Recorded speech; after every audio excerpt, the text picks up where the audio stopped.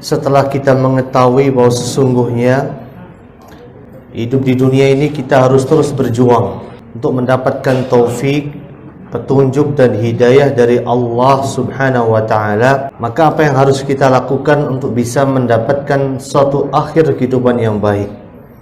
Ada beberapa cara, dan ini sudah disebutkan oleh para ulama kita. Dan dalam waktu yang sempit ini insyaallah saya akan berikan 2 atau 3 saja. Yang pertama adalah kalau kita mau istiqomah, kalau kita ingin agar kita senantiasa mendapatkan petunjuk dan hidayah dari Allah Azza wa Jal, maka belajar dari kasus yang ada yang sudah saya sebutkan tadi, bahwa kita harus bisa memilah dan memilih teman. Pilihlah teman-teman yang baik dalam kehidupan kita, karena sesungguhnya kita akan bersama dengan teman kita. Al-mar'u ma'a man yukhalil. Orang itu akan bersama dengan teman-temannya. Maka seseorang juga akan cenderung untuk berkumpul dengan orang yang semisal dengan dia. Al-arwahu junudun mujannadah. Ruh kita itu diibaratkan sebagaimana pasukan yang berbaris. Pasukan yang berbaris itu akan berbaris sesuai dengan batalionnya, sesuai dengan kesatuannya. Baret merah dengan baret merah, baret hijau dengan baret hijau. Sebagaimana burung pipit akan terbang dengan burung pipit, burung gagak akan bergaul dengan burung gagak. Sama juga dengan manusia, orang yang baik akan bergaul dengan orang-orang yang baik. Orang yang buruk akan lebih nyaman bergaul dengan orang-orang yang buruk. Jadi teman akan saling menguatkan satu sama lain. Teman kita adalah orang yang mengingatkan kita ketika kita salah. Rasulullah SAW pernah menyebutkan kepada kita, unsur akhaka zaliman au madlumah. Tolonglah saudaramu, baik dia dalam keadaan terzalimi atau dalam keadaan mendolimi orang lain. Jadi teman yang baik adalah orang yang akan menolong kita, mengingatkan kita ketika salah. Ketika kita lama nggak kelihatan di masjid, teman yang baik akan mencari kita. Ini teman kita kemana ini yang biasa ke masjid? Teman kita yang biasa duduk bareng sama kita di majelis ilmu, tahu-tahu teman kita nggak lihat diri kita, terus kemudian kita dicari sama dia. Ini teman yang baik kayak gitu. Jadi kalau kita mau istiqomah, kalau kita sudah punya teman yang baik, pegang erat-erat dia. Bersabarlah ketika kita bergaul dengan teman kita yang baik. Yakinlah teman kita nggak ada yang sempurna, nggak ada gading yang tidak retak. Mungkin kita punya teman yang baik, teman yang saleh, tapi dia punya kekurangan, ya wajar. Karena nggak ada sesuatu yang sempurna. Mungkin kita merasa dia memang baik sih orangnya, dia orangnya soleh. Kalau saya mau ngaji nggak ada kendaraan, dia nyamper saya. Kalau saya lupa, dia ngingetin. Kalau ada jadwal pengajian, dia yang broadcastin. Tapi satu kurangannya, dia itu pelit gitu, bakhil gitu ya. Maka apapun yang terjadi pada teman kita, maafkanlah. Karena gak ada teman yang sempurna gitu aja. Kalau kita punya teman yang baik, yang soleh, sudah kita bergaul sama dia sebaik mungkin dan bersabar. Karena terkadang kadang-kadang teman kita itu yang membuat hati kita jadi sakit, membuat kita menjadi sedih. Dan itu sudah menjadi suatu sunnatullah. Wa ja'alna ba'dakum li ba'din fitnatan atasbirun. Dan aku jadikan antara kalian dengan sebagian yang lain menjadi sumber masalah atas sebagiannya yang lain. Dan apakah kalian bersabar atas apa yang kalian hadapi? Jadi yang pertama, kalau kita sudah punya teman yang baik, tolong jaga baik-baik, rawat baik-baik. Ini teman yang akan membantu kita nanti. Bukan saja membantu kita di dunia, tetapi membantu kita di akhirat nanti. Nanti kalau teman kita sudah masuk surga duluan, kemudian di surga nggak mendapatkan diri kita, maka mereka akan mengatakan, ya Rabb, Mereka akan mengatakan di hadapan Allah Subhanahu wa taala, "Innahu kana yusalli ma'ana." Ya Allah, dulu dia salat bareng saya. Ya Allah, mana temanku yang dulu puasa bareng saya? Ya Allah, mana temanku yang dulu ngapalin Quran bareng saya? Ya Allah, mana temanku yang dulu duduk di sebelah saya pas pengajian? Dicari kita sama teman kita nanti di surga. Kalau nggak ketemu, maka teman itu akan mencari diri kita dan minta kepada Allah memberikan syafaatnya kepada kita agar kita diangkat oleh Allah ke dalam api neraka, dari api neraka. Jadi yang pertama, teman. Sekali lagi, betapa banyak orang yang baik jadi buruk hanya karena teman. Betapa banyak orang yang jujur menjadi buruk hanya karena memiliki pembisik-pembisik yang buruk. Ini yang pertama. Yang kedua, kalau kita mau istiqomah, dan ini adalah kuncinya, adalah kita senantiasa berdoa kepada Allah Azza wa Jalla, Zat yang maha memberikan hidayah. Kita punya Tuhan yang punya nama Al-Hadi, yang maha memberikan petunjuk. Minta sama Allah. Kita punya anak-anak kita nakal, diomongin angel, sulit diomongi. Sebanyak apapun ilmu parenting yang pernah kita pelajari, gak akan ada manfaatnya kalau Allah belum kasih hidayah. Misalnya ada teman-teman yang jadi ustadz, ada teman-teman yang biasanya ngisi khutbah di mana-mana, biasa ngasih ceramah di mana-mana, tapi istri di rumah sulit diomongin. Maka mintalah petunjuk kepada Allah. Hanya Allah yang membolak-balikkan hati. Sepandai apapun kita, sepanjang apapun gelar kita, gak mungkin kita bisa berikan hidayah kepada orang yang kita inginkan kalau Allah belum berikan hidayah. Maka agar kita bisa istiqomah, minta hidayah sama Allah. Karena hanya Allah yang bisa kasih hidayah. Hidayah itu gak bisa dibeli. Sampai-sampai Allah turunkan satu ayat sebagai bentuk sentilan kepada Nabi-Nya Muhammad SAW. Innaka la tahdi man ahbabta. Engkau wahai Muhammad tidak akan bisa memberikan hidayah kepada orang yang engkau cintai. Walakinna Allah yahdi man yasha. Tetapi Allah berikan hidayah kepada orang-orang yang Allah kehendaki. Minta hidayah sama Allah.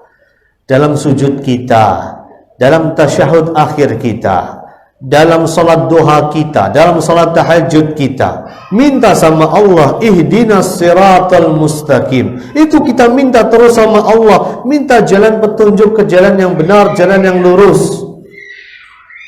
Sampai-sampai Nabi Muhammad yang sudah dijamin masuk surga, Nabi Muhammad yang sudah dijamin diampuni dosanya, Nabi Muhammad yang sudah dijamin diangkat derajatnya, itu senantiasa berdoa kepada Allah. Buktinya Anas bin Malik yang bekerja di rumah Rasulullah SAW pernah mengatakan, karena Rasulullah sallallahu alaihi wasallam yakthuru an yakul. Dulu Rasulullah banyak baca satu doa. Doa apa itu? Ya muqallibal qulub, tsabbit qalbi ala dinik. Bayangin, seorang nabi, seorang rasul dijamin masuk surga, doanya masih doa kayak gitu. Gimana sama kita? Kita itu nggak ada yang jamin masuk surga, nggak ada yang jamin dosa kita diampuni, nggak ada yang jamin derajat kita diangkat sama Allah Azza wa Jalla. Kok kita malas dalam berdoa? Mintalah kepada Allah, berdoa kepada Allah. Sampai saat Anas bin Malik mendengar doa itu, maka Anas bin Malik mengatakan, ya Rasulullah, amantu bika wa bima ji'ta bihi. Wahai Rasulullah, aku beriman kepadamu dan aku beriman dengan apa yang engkau bawa. Fahal takhafu alayya, fahal takhafu alayna. Apakah engkau takut bahwa hati kami juga bisa berbolak-balik? Maka Rasulullah mengatakan, inna qulubal ibad, sesungguhnya hati manusia, baina isbaini min asabi'illah, di antara dua jemari Allah, dan Allah akan yukallibuha kaifa yasha. Allah akan membolak-balikkan kapan Allah mau. Jadi teman-teman sekalian, para jamaah dimuliakan oleh Allah Azza wa Jalla, apapun yang kita dapatkan, doa. Berdoa kepada Allah. Doa itu gratis, begitu mudah, tetapi efeknya begitu dahsyat di hadapan Allah Subhanahu wa ta'ala. Kita punya anak sulit diomongin, doain aja. Bukan didoain yang enggak, doain yang benar. Kita selama ini punya anak nakal, saking kita sudah enggak sabarnya, kita sering mengatakan dasar anak nakal, dasar sulit diatur. Itu jadi doa tersendiri bagi dia. Jangan salahkan anak itu kalau dia semakin nakal, karena kita doanya dasar anak nakal. Doakan anak kita, doakan istri kita, doakan keluarga kita, doakan masyarakat kita, dan yang lebih penting adalah doakan para pemimpin kita. Walaupun kita rasanya kok nyesek ya, kok kita diginiin, kok kita digituin, dan sebagainya. Doakan pemimpin kita, karena yang bisa merubah dia adalah Allah Subhanahu wa ta'ala. Kita hanya rakyat jelata. Sampai para ulama mengatakan, lau inni a'lam, seandainya aku tahu, anna li da'watun mustajabatun, bahwa aku punya doa yang mustajab, la saraftuha lil imam, aku akan doakan pemimpin saya. Karena kalau pemimpinnya baik, maka insya Allah rakyatnya juga baik. Jangan kita pernah berharap bahwa kita akan memiliki pemimpin kayak Rasulullah Sallallahu Alaihi Wasallam. Kita harus ngaca. Dulu zaman Rasulullah, pemimpinnya Rasulullah, karena yang dipimpin sekelas Abu Bakar, sekelas Umar, sekelas Utsman, sekelas Ali. Lah zaman sekarang, jangan pernah salahkan pemimpin kita yang dipimpinnya aja kayak kita ini. Gak jelas seperti itu. Maka kuncinya adalah terus berdoa kepada Allah Subhanahu wa ta'ala. Semoga Allah Azza wa Jalla mengijabah doa kita. Semoga Allah memberikan kepada kita keistiqomahan di dunia dan di akhirat. Semoga Allah Subhanahu wa ta'ala meneguhkan iman kita, menjaga takwa kita. Semoga Allah Azza wa Jalla memasukkan kita ke dalam surga Firdausil A'la. Berdoalah kepada Allah Subhanahu wa ta'ala, Allahumma inna nas'alukal jannah wa ma yuqarribuna ilaiha min qaulin wa amal. Ya Allah, aku minta kepadamu surga dan meminta amalan-amalan yang bisa memasukkan aku ke dalam surga. Wa na'udzubika minan nar, dan aku meminta agar aku dijauhkan dari neraka. Wa ma yuqarribuna ilaiha min qaulin wa amal, dan dari segala amalan-amalan yang bisa membuat saya semakin dekat ke dalam neraka. Itu yang harus kita minta setiap hari. Minta masuk surga dan minta untuk dimudahkan mengamalkan amalan yang bisa mengantarkan kita masuk ke dalam surga. Minta dijauhkan dari neraka dan minta agar kita dijauhkan dari amalan-amalan yang membuat kita semakin jauh dari neraka. Atau doa lain yang sering dibaca oleh Rasulullah SAW, Allahumma inna nas'aluka hubbak. Ya Allah, aku minta cintamu ya Allah.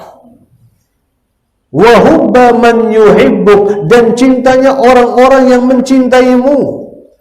Kalau kita doanya doa itu, maka Allah akan datangkan kepada kita orang yang cintanya sama Allah. Karena kita ketika punya teman yang baik itu nikmat yang besar. Maka termasuk doa yang saya minta kepada Allah ya adalah saya meminta kepada Allah agar Allah dekatkan kepada saya orang-orang yang baik saja.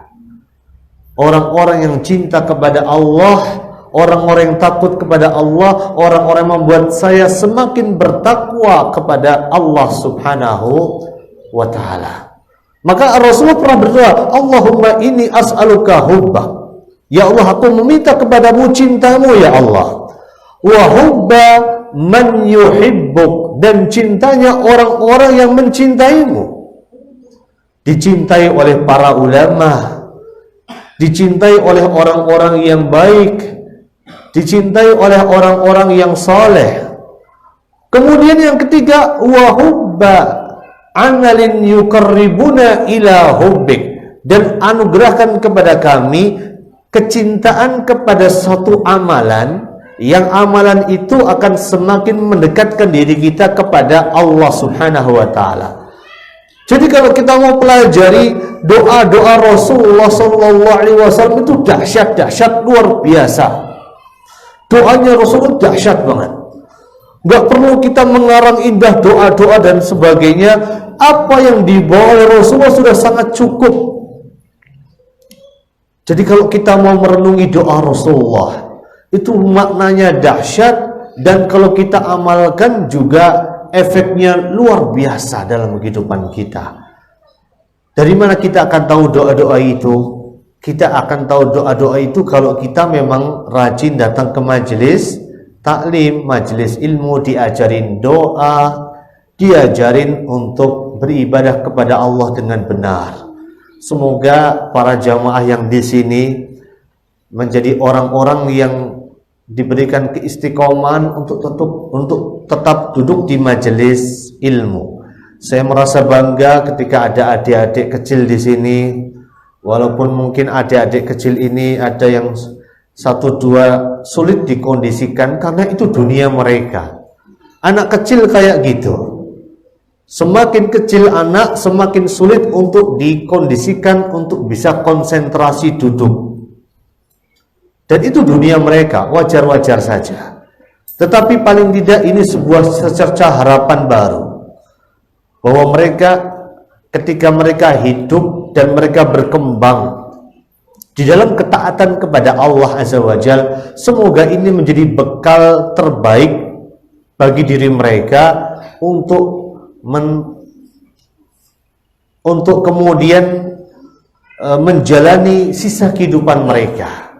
Mereka tumbuh berkembang di atas ketaatan kepada Allah Azza wa Jalla.